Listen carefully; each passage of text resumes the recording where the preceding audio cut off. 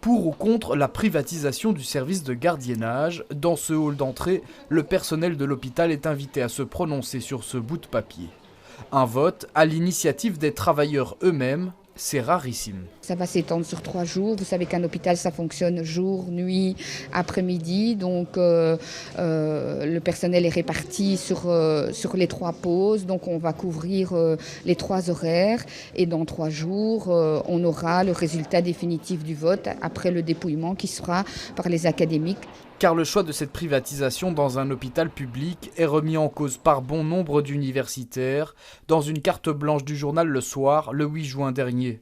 Aujourd'hui, le syndicat CGSP espère grâce à ce vote préserver les emplois publics des agents de sécurité. On a une trentaine de travailleurs qui travaillent ici souvent depuis très longtemps, qui connaissent bien le personnel, qui connaissent bien les infrastructures, qui savent comment gérer nos patients difficiles, qui sont des patients qu'on retrouve régulièrement dans l'hôpital. Donc ils ont une très grande expertise de gestion des conflits, etc.